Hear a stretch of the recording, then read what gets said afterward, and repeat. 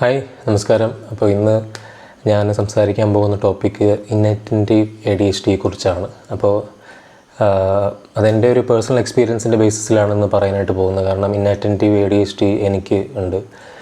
അപ്പോൾ ഞാനിപ്പോൾ അതിൻ്റെ തെറാപ്പി എടുത്തുകൊണ്ടിരിക്കുകയാണ്. അപ്പോൾ എനിക്ക് 31ാമത്തെ വയസ്സിലാണ് അത് ഡയഗ്നോസ് ചെയ്യുന്നത്. ഒരു വർഷമായി ഇപ്പോൾ ഡയഗ്നോസ് ചെയ്തിട്ട്. അപ്പോൾ എനിക്ക് 13ാമത്തെ വയസ്സ് മുതൽ ഇന്നറ്റൻറ്റീവ് ADHD ഉണ്ട്. അപ്പോൾ എന്താണ് ഇന്നറ്റൻറ്റീവ് ADHD നിന്ന് എങ്ങനെയാണ് ഇത് ഡിഫറെൻ്റ് ആയിരിക്കുന്നത് എന്നൊക്കെയുള്ളത് നമുക്കിന്ന് വീഡിയോയിൽ സംസാരിക്കാം. പ്രധാനമായിട്ടും ഫഹദ് ഫാസിൽ ഈ അടുത്ത് തനിക്ക് ADHD ഡയഗ്നോസ് ചെയ്തു എന്ന് പറഞ്ഞപ്പോഴാണ് ADHDയെക്കുറിച്ച് കൂടുതൽ ആൾക്കാർ അറിയാൻ തുടങ്ങിയതും കൂടുതൽ ഡിസ്കഷൻസൊക്കെ ഈ യൂട്യൂബിലൊക്കെ വന്നതും. അപ്പോൾ ADHD എന്ന് പറയുന്നത് 3 ടൈപ്പ് ഉണ്ട് ശരിക്കും. ADHD, ഇന്നറ്റൻറ്റീവ് ADHD, സാധാരണ നമ്മൾ കണ്ടുവരുന്ന ADHD, പിന്നെ കമ്പൈൻഡ് ADHD എന്ന് പറയുന്നത്. ഇത് രണ്ടും വരുന്നത്. അതായത് ഇന്നറ്റൻറ്റീവ് ADHDയുടെയും കൂടി ചേർന്നുകൊണ്ടുള്ള ആണ് 3ാമത്തെ കാറ്റഗറി കമ്പൈൻഡ് ADHD എന്ന് പറയുന്നത്.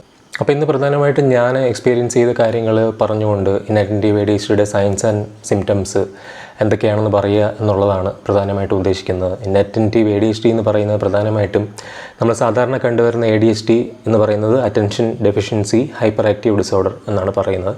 അപ്പോൾ അതിനകത്ത് അറ്റൻഷൻ ഡെഫിഷ്യൻസി, ഫോക്കസ് ചെയ്യാനുള്ള ബുദ്ധിമുട്ട് എന്നുള്ളതൊക്കെ കൂടാതെ ഹൈപ്പർ ആക്റ്റീവ് ഇരിക്കുന്ന അവസ്ഥ, ഹൈപ്പർ ആക്റ്റീവായിട്ടുള്ള ഇമ്പൾസീവായിട്ടുള്ള ബിഹേവിയേഴ്സ് കാണാൻ കഴിയും. ഒരു സ്റ്റാൻഡേർഡ് അല്ലെങ്കിൽ ക്ലാസിക് ആയിട്ടുള്ള ADHD, നമ്മൾ കോമൺലി കണ്ടുവരുന്ന ADHD കുട്ടികളിൽ ആ ഒരു ഹൈപ്പർ ആക്ടിവിറ്റി കാണാൻ കഴിയും. അപ്പോൾ എന്നാൽ ഈ ഇന്നറ്റൻറ്റീവ് ADHD എന്ന് പറയുന്നത് നമുക്ക് പ്രകടമായിട്ട് കാണാൻ കഴിയില്ല. അതായത് അത് നമ്മൾ ഇൻറ്റേർണലായിട്ടുള്ള ഒരു ഇൻട്രോവേർട്ടഡ് ആയിട്ടുള്ള ഒരു ADHD ആണ്. അതായത് ഇന്നറ്റൻറ്റീവ് ADHD ഉള്ളവർക്ക് മാനസികമായിട്ടാണ് അല്ലെങ്കിൽ അവരുടെ ചിന്തകളിലാണ് ഈ പറയുന്ന പോലെ ഒരുപാട് തോട്ട്സും കാര്യങ്ങളൊക്കെ ഉണ്ടാകുന്നത്. അപ്പോൾ അവരുടെ മനസ്സിലാണ് അത് സംഭവിക്കുന്നത് എന്നതുകൊണ്ടും പുറമേ ഈ ഫോക്കസ് ഇല്ലായ്മയും ഈ പറയുന്ന കോൺസെൻട്രേറ്റ് ചെയ്യാനുള്ള ബുദ്ധിമുട്ടും പെട്ടെന്ന് ഡിസ്ട്രാക്റ്റഡ് ആവുന്നതും അറ്റൻഷൻ ഇല്ലാത്ത അവസ്ഥയുമാണ് കാണുന്നത് എന്നതുകൊണ്ടും അത് ഡയഗ്നോസ് ചെയ്യപ്പെടാനുള്ള സാധ്യത വളരെ കുറവാണ്. പ്രത്യേകിച്ച് നമ്മൾ വളർന്നു വന്ന കാലഘട്ടത്തിൽ ഒരു ലേറ്റ് 80s, 90s, 2000s വന്ന കുട്ടികളിൽ പ്രധാനമായിട്ടും പാരൻറ്റിങ് എന്ന് പറയുന്നത് മെജോറിറ്റി ഓഫ് ആൾക്കാരിലും ഇല്ലല്ലോ. ശരിക്കും പ്രോപ്പറായിട്ടല്ല നടന്നിട്ടുള്ളത്. വളരെ കുറച്ച് പെർസെൻറ്റേജ് ഓഫ് ആൾക്കാരിലാണ് ശരിയായിട്ടുള്ള പാരൻറ്റിങ് കുട്ടികൾക്ക് കിട്ടിയിട്ടുള്ളത്. അതിൽ തന്നെ ADHD തന്നെ ഈ പറയുന്ന ഡയഗ്നോസ് ചെയ്യപ്പെട്ടിട്ടില്ല. അപ്പോൾ ഇന്നറ്റൻറ്റീവ് ADHD എന്ന് പറയുന്നത് അതിനേക്കാളും ബുദ്ധിമുട്ടാണ്. അപ്പോൾ ഇന്നറ്റൻറ്റീവ് ADHD ഉള്ളവർക്ക് അതിലും വലിയ ബുദ്ധിമുട്ടാണ് അനുഭവിക്കേണ്ടി വരുന്നത്. പ്രത്യേകിച്ച് ഇപ്പോൾ എൻ്റെ കാര്യത്തിലാണെങ്കിൽ 13ാമത്തെ വയസ്സിലാണ് എനിക്ക് ഇന്നറ്റൻറ്റീവ് ADHD തുടങ്ങുന്നത്. അപ്പോൾ ഇതിൻ്റെ ഒരു തുടക്കം. അപ്പോൾ എനിക്ക് അറ്റൻഷൻ ഡിഫിക്കൽട്ടീസും ഡേ ഡ്രീമിങ്ങും ഈ പറയുന്ന പോലെ എന്താ പറയുക, പെട്ടെന്ന് ഡിസ്ട്രാക്റ്റഡ് ആവുന്നത്, പഠിത്തത്തിൽ ഫോക്കസ് ചെയ്യാൻ പറ്റാത്തത്, അക്കാഡമിക്കായിട്ടുള്ള കാര്യത്തിലൊന്നും എത്ര ശ്രമിച്ചാലും ഒരു വിഷയത്തിലും ഫോക്കസ് ചെയ്യാൻ പറ്റാത്ത അവസ്ഥയൊക്കെ ഒരു 13ാമത്തെ വയസ്സ് മുതലാണ് സ്റ്റാർട്ട് ചെയ്യുന്നത്. അപ്പോൾ അതുവരെ നന്നായിട്ട് പഠിച്ചുകൊണ്ടിരുന്ന ഞാൻ ആ ഒരു ഏജ് കഴിഞ്ഞപ്പോൾ പെട്ടെന്ന് ഡ്രോപ്പായി. എൻ്റെ അക്കാഡമിക്കലായിട്ടുള്ള മാർക്ക് കുറഞ്ഞു തുടങ്ങി, എനിക്ക് ഫോക്കസ് ചെയ്യാൻ പറ്റായ്മ വന്നു തുടങ്ങി, ഈസിലി ഡിസ്ട്രാക്റ്റഡ് ആവുന്ന അവസ്ഥ വന്നു തുടങ്ങി. അത് കാരണം തന്നെ ഈ സെൽഫ് എസ്റ്റീം ഭയങ്കരമായിട്ട് കുറയുകയും ചുറ്റുമുള്ളവരാരും അത് മനസ്സിലാക്കാതിരിക്കുകയും കളിയാക്കുകയും ചെയ്തതുകൂടി എൻ്റെ സെൽഫ് എസ്റ്റീം വളരെ അധികം കുറഞ്ഞു. ഞാൻ ആരോടും സംസാരിക്കാതെയായി. അപ്പോൾ എൻ്റെ പാരൻസിന് പോലും ഇത് എന്താണ് എന്നറിയാത്തത് കൊണ്ട് തന്നെ, ചുറ്റുമുള്ളവർക്കും ഇതെന്താണ് എന്നറിയാത്തുള്ളത് കൊണ്ട് തന്നെ ഒരു തരത്തിലുള്ള ഹെൽപ്പും എനിക്ക് കിട്ടിയില്ല. പകരം ഐസൊലേറ്റ് ചെയ്യപ്പെടുന്ന ഒരവസ്ഥയാണ് ഉണ്ടായത്. എന്നെ കൂടുതൽ ഐസൊലേറ്റ് ചെയ്യുകയാണ് കൂടെയുള്ളവരും ചെയ്തത്. ബന്ധുക്കളാണെങ്കിലും സുഹൃത്തുക്കളാണെങ്കിലും ആർക്കും ഇതിനെപ്പറ്റി അറിയില്ല എന്നത് മാത്രമല്ല, നമ്മൾ കൂടുതൽ കളിയാക്കുകയും ബുള്ളി ചെയ്യുകയും ചെയ്തുകൊണ്ടിരിക്കും. ഇപ്പോൾ ചില കുട്ടികളിൽ 13ാമത്തെ വയസ്സ് തന്നെ ആവണമെന്നില്ല. ഹൈപ്പർ ആക്റ്റീവായിട്ടുള്ള കുട്ടികൾ, ഇപ്പോൾ ADHDയുടെ കാര്യത്തിലാണെങ്കിൽ ഹൈപ്പർ ആക്ടിവിറ്റി, ഇമ്പൾസിവിറ്റിയൊക്കെ കുറേ കൂടെ നേരത്തെ ചെറിയ പ്രായം മുതലേ അവർക്ക് കണ്ടു തുടങ്ങും. ഒരു 8 വയസ്സിനൊക്കെ ശേഷമാണ് നമുക്ക് കൃത്യമായിട്ട് അതിനെക്കുറിച്ചൊക്കെ എന്താ പറയുക, നമുക്ക് ഒരു കൺസ്റ്റൻ്റായിട്ട് പറയാൻ പറ്റുക. അതുവരെ ഒരു 8 വയസ്സ് വരെ കുട്ടികളുടെ ബ്രെയിൻ ഡെവലപ്മെൻറ്റ് കംപ്ലീറ്റ് ആവുള്ളൂ, 8 വയസ്സ് കഴിഞ്ഞാൽ. പിന്നെ കുട്ടികളിൽ മാത്രമല്ല കേട്ടോ, ഇത് അഡൾട്ടായിരിക്കുമ്പോഴും ഈ ADHD കണ്ടിന്യൂ ചെയ്തുകൊണ്ടിരിക്കും. അതായത് എനിക്ക് ഇപ്പോൾ 13ാമത്തെ വയസ്സിൽ മുതൽ സ്റ്റാർട്ട് ചെയ്ത ADHD ഇപ്പോൾ 31ാമത്തെ ഏജ് വരെ ഉണ്ടായിരുന്നു. ഈ ഒരു ഇത്രയും കാലം ഞാനത് പല എന്താ പറയുക സാഹചര്യങ്ങളിലൂടെ കടന്നു പോയിക്കൊണ്ടിരുന്നപ്പോഴും, ഞാൻ എൻ്റെ ഹയർ സെക്കൻഡറി കഴിഞ്ഞ ശേഷം ഞാൻ ഡിഗ്രി ചെയ്തപ്പോഴും, ഞാൻ പോസ്റ്റ് ഗ്രാജുവേഷൻ ചെയ്തപ്പോഴും, ഞാൻ ജേർണലിസം ചെയ്തപ്പോഴും, ഞാൻ എന്താ പറയുക, ഞാൻ പിന്നീട് ഇത്രയും കാലം ഈ പറയുന്ന റിസർച്ചും കാര്യങ്ങളൊക്കെ ചെയ്തുകൊണ്ടിരുന്നപ്പോൾ ഇതിൻ്റെ ഇടയിലൊക്കെ ഞാനത് ഈ ഒരു ADHD കാരണം ഇന്നറ്റൻറ്റീവ് ADHD കാരണം സഫർ ചെയ്തുകൊണ്ടിരിക്കുകയായിരുന്നു, ഇത് ഡയഗ്നോസ് ചെയ്യപ്പെടാത്തതുകൊണ്ട് തന്നെ. പിന്നെ ഒരു 31 വയസ്സായപ്പോഴാണ് ഞാൻ തന്നെ എഫേർട്ട് എടുത്തിട്ടാണ് ഈ ഒരു ഡയഗ്നോസിസിലേക്ക് എത്തിയത്. ഇത് ഇത്രയൊന്നും ഇപ്പോഴും അത് സഫർ ചെയ്തുകൊണ്ടിരിക്കുന്ന ആൾക്കാരുണ്ട് ഇതൊന്നും അറിയാതെ. അത് ട്രീറ്റ്മെൻറ്റ് കിട്ടേണ്ട ഒരു കാര്യമാണ്, മെഡിക്കേഷൻ ലഭിക്കേണ്ട ഒരു കാര്യമാണ്, അതിൻ്റെ ഇൻറ്റൻസിറ്റി അനുസരിച്ച് അതിൻ്റെ സിവിയറിറ്റി അനുസരിച്ച്. അപ്പോൾ നമുക്ക് ഓരോന്നേരമായിട്ട് എൻ്റെ സിംറ്റംസ് ഇപ്പോൾ നമുക്ക് നോക്കാം. അതായത് നമ്മളൊരു ടാസ്ക് ചെയ്യാനിരിക്കുകയാണ്, ഇപ്പോൾ എൻ്റെ എക്സാമ്പിളിൽ നമുക്കൊരു വീഡിയോ ചെയ്യാനിരിക്കുകയാണ്, അല്ലെങ്കിൽ ഇപ്പോൾ ഒരു പർട്ടിക്കുലർ പ്രോജക്റ്റ് ചെയ്യാനിരിക്കുകയാണ്, അല്ലെങ്കിൽ നിങ്ങളെ ഒരു വർക്കിൻ്റെ ഭാഗമായിട്ട് നിങ്ങൾ ആ വർക്ക് ചെയ്യാൻ വേണ്ടിയിട്ട് ഇരിക്കുകയാണ് എന്ന് വെച്ച് കഴിഞ്ഞാൽ അതിൽ നമ്മൾ ശ്രദ്ധിക്കേണ്ട കാര്യമല്ലാതെ ഇറലവൻ്റ് ആയിട്ട് അല്ലെങ്കിൽ അതുമായിട്ട് ബന്ധമില്ലാത്ത കാര്യങ്ങൾ നമ്മുടെ ചിന്തയിലേക്ക് വരികയും നമ്മൾ പെട്ടെന്ന് അതിൽ നിന്ന് ശ്രദ്ധ മാറി പോവുകയും ചെയ്യുന്ന ഒരവസ്ഥയാണ് ഈ ഡിഫിക്കൽട്ടി പേയിങ് അറ്റൻഷൻ എന്നതുകൊണ്ട് ഉദ്ദേശിക്കുന്നത്. അപ്പോൾ നിങ്ങൾക്ക് പലർക്കും തോന്നാം ഇത് എല്ലാവർക്കും ഉള്ളതല്ലേ എന്നുള്ളത്. പക്ഷേ എല്ലാവർക്കും ഈ പറയുന്ന പോലെ ചെറിയ രീതിയിൽ ആ ഒരു ഡിസ്ട്രാക്ഷനും മാറി നിൽക്കുന്ന ഒരവസ്ഥയൊക്കെ കോമൺലി എല്ലാവർക്കും ഉണ്ടാവും എന്നുണ്ടെങ്കിലും ഇന്നറ്റൻറ്റീവ് ADHDയും ഉള്ളവരിൽ ഇത് അവരുടെ ദൈനംദിന കാര്യങ്ങളെ ബാധിക്കുന്ന തരത്തിലേക്ക് അത്രയും സിവിയറായിട്ട് ഇത് അനുഭവപ്പെടും എന്നുള്ളതാണ്. അങ്ങനെ അനുഭവപ്പെടുമ്പോഴാണല്ലോ നമ്മൾ ADHD ഡയഗ്നോസ് ചെയ്യാനുള്ള രീതിയിലേക്ക് പോകുന്നത്. അപ്പോൾ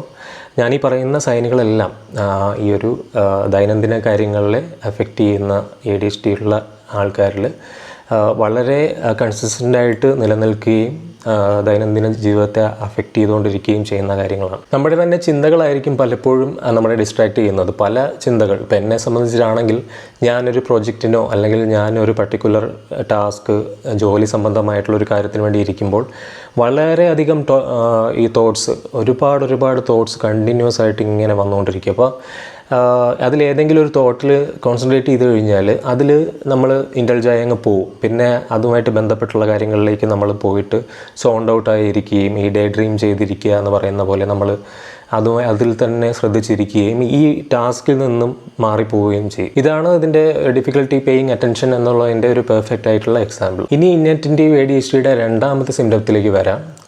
ടാസ്കുകൾ ഓർഗനൈസ് ചെയ്യാനുള്ള ബുദ്ധിമുട്ട്, അതാണ് രണ്ടാമത്തെ കാര്യം. ഇപ്പോൾ എന്തെങ്കിലും ജോലി കാര്യങ്ങൾ അല്ലെങ്കിൽ ചെയ്യേണ്ട കാര്യങ്ങളൊക്കെ അത് പ്രയോറിറ്റൈസ് ചെയ്യാനുള്ള ബുദ്ധിമുട്ട്, പല കാര്യങ്ങളും മറന്നുപോകുന്ന അവസ്ഥ, ഓർഗനൈസ്ഡായിട്ട് ഇരിക്കാൻ പറ്റാതിരിക്കുന്ന അവസ്ഥ, എല്ലാം അടുക്കും ചിട്ടയോടുകൂടിയും ചെയ്യാൻ പറ്റാതിരിക്കുന്ന അവസ്ഥ, ഇത് ഒരു വളരെയധികം ബുദ്ധിമുട്ടുണ്ടാക്കുന്നൊരവസ്ഥയാണ്. ഇപ്പോൾ എൻ്റെ സംബന്ധിച്ചാണെങ്കിൽ ഞാനൊരു ലോവർ മിഡിൽ ക്ലാസ് ഫാമിലിയിൽ നിന്ന് വരുന്ന ആളാണ്. ഞാൻ വളരെയധികം ബുദ്ധിമുട്ട് നേരിടുന്ന സാഹചര്യങ്ങളിലൂടെ വളർന്നു വന്ന ആളാണ്. അപ്പോൾ നമുക്ക് പാരൻറ്റിങ് എന്ന് പറയുന്നൊരു സാധനമൊന്നുമില്ല. നമുക്ക് വളർന്നു വരുമ്പോൾ എന്താ പറയുന്നത്, നമുക്ക് നാളെ എന്താണ് ആഹാരം, എന്താണ് കഴിക്കാൻ കിട്ടുക എന്നുള്ളതാണ് നമുക്ക് ചിന്തിക്കുന്നത്. അതിനപ്പുറം കൂടുതൽ കാര്യങ്ങളൊന്നും ചിന്തിക്കാൻ പറ്റായ്മ അല്ലെങ്കിൽ പാരൻറ്റിങ് എന്ന് പറയുന്ന കാര്യമൊന്നും നമുക്കില്ലായിരുന്നു. അപ്പോൾ എന്നെ സംബന്ധിച്ചിടത്തോളം വളരെ ബുദ്ധിമുട്ടായിരുന്നു ഈ കാര്യങ്ങളൊക്കെ. അതായത് ചെയ്യുന്ന കാര്യങ്ങളെല്ലാം ഇപ്പം നമ്മൾ എവിടെയെങ്കിലും കീ വെച്ചിട്ടുണ്ടെങ്കിൽ അത് മറന്നു പോവുക, അല്ലെങ്കിൽ വീട്ടിലെ തന്നെ ഇപ്പോൾ സ്വിച്ച് ഇടുന്ന കാര്യങ്ങൾ പോലും ലൈറ്റ് ഏതൊക്കെ സ്വിച്ചാണ് എന്നൊക്കെയുള്ള കാര്യങ്ങൾ തന്നെ റെഗുലറായിട്ട് മറന്നുകൊണ്ടിരിക്കുക. പിന്നെ സാധനങ്ങൾ അവിടെ എവിടെയും വെച്ചിട്ട് മറന്നു പോവുക. ഏതെങ്കിലും ഒരു മുറിയിലോട്ട് കയറി ചെന്ന് കഴിഞ്ഞാൽ എന്തിനാണ് ഞാൻ ആ മുറിയിൽ കയറി ചെന്നത് എന്നത് പെട്ടെന്ന് മറന്നു പോവുക. ഇപ്പോൾ ജോലിയിലാണെങ്കിൽ അപ്പോയിൻമെൻറ്റുകൾ മറന്നു പോവുക. ഒരു ടൈമിന് എത്താൻ പറഞ്ഞു കഴിഞ്ഞാൽ കറക്റ്റ് സമയത്ത് എത്താൻ പറ്റാത്ത അവസ്ഥ. ഒന്നുകിൽ നേരത്തെ ആയിരിക്കും എത്തുന്നത്, അല്ലെങ്കിൽ താമസിച്ചായിരിക്കും എത്തുന്നത്. പിന്നെ ഹെൽമെറ്റ് വെച്ച് കഴിഞ്ഞാൽ, വണ്ടിയുടെ കീ വെച്ച് കഴിഞ്ഞാൽ, അല്ലെങ്കിൽ നമ്മൾ പ്രൊജക്റ്റ് ചെയ്തൊരു പുസ്തകം വെച്ച് കഴിഞ്ഞാൽ, അല്ലെങ്കിൽ മറ്റെന്തെങ്കിലും സാധനം നമ്മൾ വെച്ച് കഴിഞ്ഞാൽ അത് എവിടെയാണ് വെച്ചതെന്ന് മറന്നു പോകുന്ന അവസ്ഥ. അപ്പോൾ ഇത്തരത്തിലുള്ള കാര്യങ്ങൾ ശരിക്കും ADHD കാരണം അല്ലെങ്കിൽ ഇൻറ്റൻറ്റീവ് ADHDയിൽ ഉണ്ടാകുന്ന കോമൺ ആയിട്ടുള്ള സൈനാണ്. ഇത് രണ്ടിലും നമ്മൾ പറഞ്ഞ 3 ടൈപ്പ് ഓഫ് ADHDയിലും ഈ കാര്യങ്ങളൊക്കെ വളരെ കോമൺ ആയിട്ട് കാണുന്ന കാര്യങ്ങളാണ്. പിന്നെ എല്ലാം അവസാന നിമിഷത്തേക്ക് മാറ്റി വയ്ക്കുന്ന ഒരു കാര്യം, പ്രൊക്രാസ്റ്റിനേഷൻ എന്ന് പറയുന്നൊരു കാര്യം, അതും ഇതിൻ്റെ ഒരു ബുദ്ധിമുട്ടാണ്. അപ്പം എന്തെങ്കിലും അസൈൻമെൻറ്റ്സും ചെയ്യേണ്ട എന്തെങ്കിലും കാര്യങ്ങൾ അവസാന നിമിഷത്തേക്ക് മാറ്റി വയ്ക്കുക. അപ്പം ഞാനൊക്കെ ആയിരുന്നെങ്കിൽ എക്സാം എഴുതുന്ന സമയത്ത് ഞാൻ ഡിഗ്രി കഴിഞ്ഞ് PG ഒക്കെ ചെയ്യുന്ന സമയത്തൊക്കെ എക്സാമിന് ഏറ്റവും അവസാന നിമിഷം വരെ ആയിരിക്കും പഠിക്കാതെ ടോപ്പിക്സ് വെച്ചേക്കും. എന്നിട്ട് അവസാന നിമിഷം ഇരുന്ന് പ്രിപ്പയർ ചെയ്യാൻ തുടങ്ങും. ഇതൊക്കെ ഈ ഒരു പ്രൊക്രാസ്റ്റിനേഷൻ കാരണം ഉണ്ടാകുന്നതാണ്. പ്രൊക്രാസ്റ്റിനേഷൻ അല്ലാതെ തന്നെ കോമൺ ആയിട്ട് ആൾക്കാരിൽ കാണുന്നതാണ്.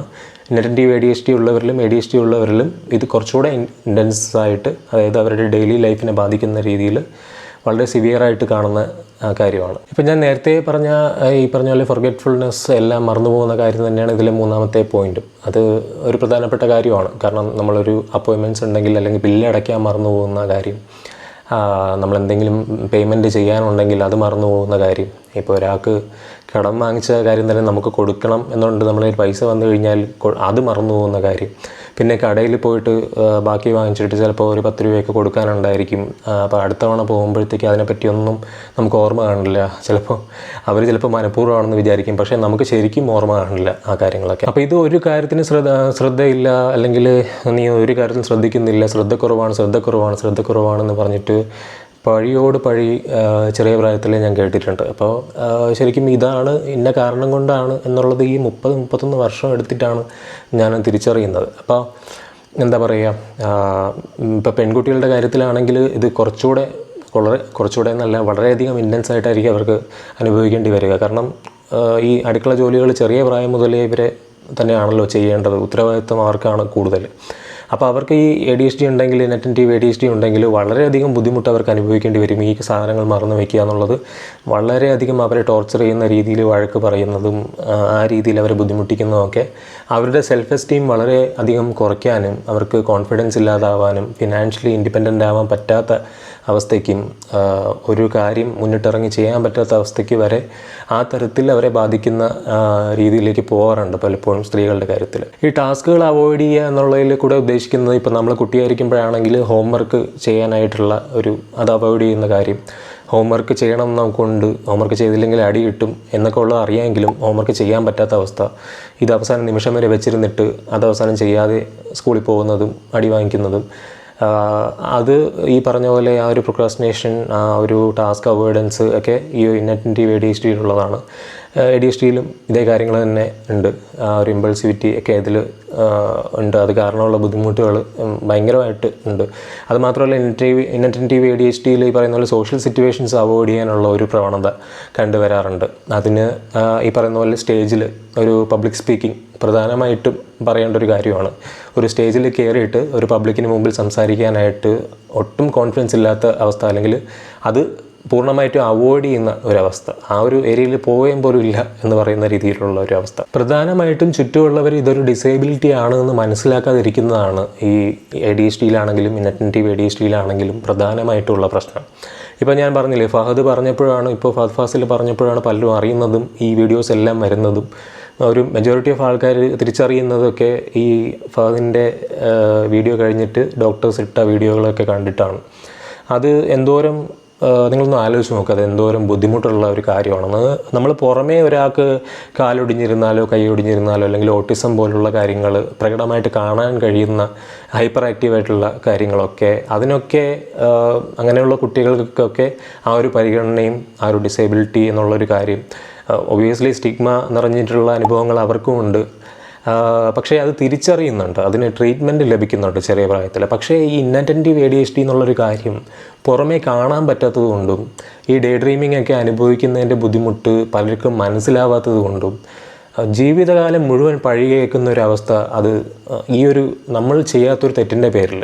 പലപ്പോഴും ADHD എന്ന് പറയുന്നത് ജനറ്റിക്കലായിട്ട് വരുന്ന ഒരു അസുഖമാണ്, ഒരു ഡിസോർഡർ ആണെന്നുള്ളത് തെളിയിക്കപ്പെട്ടിട്ടുള്ളതാണ്. ജനറ്റിക്കലായിട്ട് സംഭവിക്കുന്ന ഒരു കാര്യമാണെന്നുള്ളത് ഒരു മെജോറിറ്റി ഓഫ് കേസസിലും.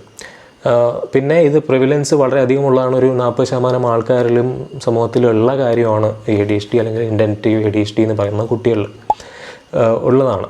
സിവിയറിറ്റി ഇങ്ങനെ കൂടിയും കുറഞ്ഞുമൊക്കെ ഇരിക്കുമെങ്കിലും ഇതുണ്ട്. അപ്പോൾ എനിക്കാണെങ്കിൽ ഒരു 50% ADHD ഡിസേബിലിറ്റി ഉള്ള ആളാണ്. അപ്പോൾ അത് എന്തോരം ബുദ്ധിമുട്ടാണ് എനിക്ക് ഉണ്ടാക്കിയിട്ടുള്ളത് എന്നുള്ളത് ഈ ഡയഗ്നോസിസ് കഴിഞ്ഞപ്പോൾ എനിക്ക് കൃത്യമായിട്ട് മനസ്സിലായി. ഇത്രയും വർഷം ഞാൻ അനുഭവിച്ചുകൊണ്ടിരുന്ന കാര്യങ്ങൾ, ഇത്രയും വർഷം ഞാൻ ചെയ്യാത്തൊരു തെറ്റിൻ്റെ പേരിൽ ഞാൻ പഴി കേട്ടുകൊണ്ടിരിക്കുന്ന കാര്യങ്ങളൊക്കെ, അത് ചെറിയ പ്രായം മുതൽ തന്നെ ഞാൻ ഡേ ഡ്രീമിങ് ചെയ്യുമ്പോൾ ഡേ ഡ്രീമിൻ്റെ കാര്യമായിട്ട് മറന്നിട്ട് വരുമ്പോഴേക്കും എല്ലാവരെയും വിളിച്ചു കൂട്ടി എന്നെ നാണം കെടുത്തിയിട്ടുള്ള ബന്ധുക്കളുണ്ട്, അപ്പോൾ നാണം കെടുത്തിയിട്ടുള്ള ആൾക്കാരുണ്ട്.